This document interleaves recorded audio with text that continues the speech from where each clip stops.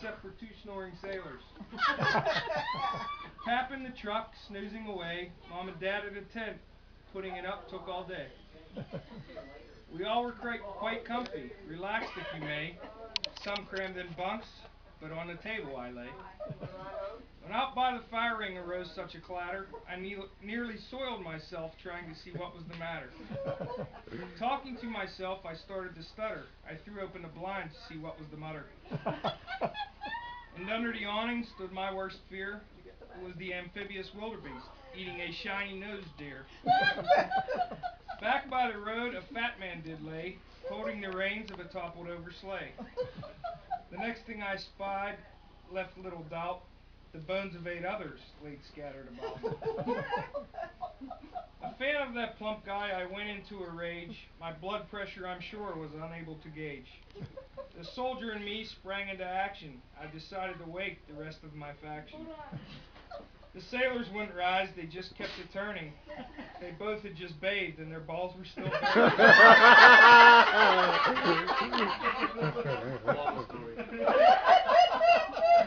That deer and Aaron used to say that all the time. Brian told them to tell me that. we were kids.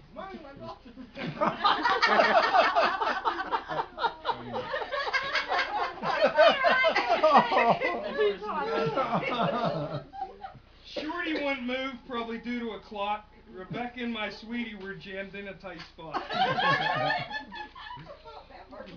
So I went out to face the beast alone, and outside just then I heard a familiar moan.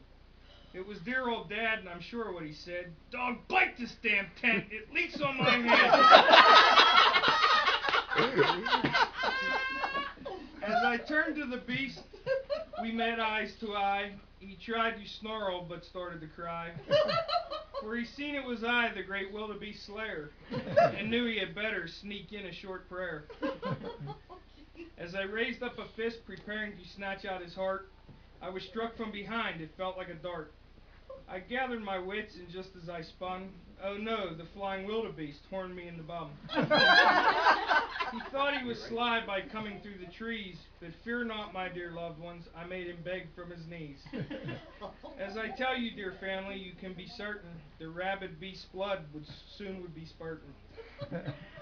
Famous I soon would be, that much I was sure, but snatching their lives would be no small chore. I would explain in detail and tell you some more, but for the children's sake, I'll leave out the gore. When that deed was complete, I rushed to dear Santa, helped him up to his feet, and lit up the lantern.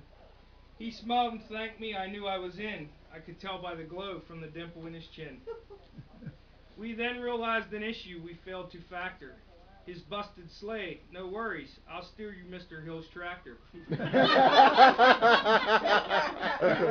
He thanked me again and said, you just saved Santa. For that, tell Aunt Shorty she'll get her my Lana. Tired from the battle, I returned to the trailer. At the door stood Tootie and Curly, cousin and sister of the sailors. With tears in their eyes but smiling faces, they looked to me for their Christmas-saving graces. Now I stand here before you, much older, all grown, with kids, no kidding, yes, 2 of my own. My Taylor so precious and sweet to the bone, and my brave son Cody, fine oats I have sown. And not to forget my sweetie with me that day, she is now my wife, quite lucky I'd say. But to all of the family, the new and the old, let's cherish tonight in this tale I have told. For life here on earth may not be long, but together in heaven we'll all share a song. So before you depart up the road out of sight, please allow me to say Merry Christmas to all, and to all a good night. How do you shut this thing off? Yeah, you should. Bonding press.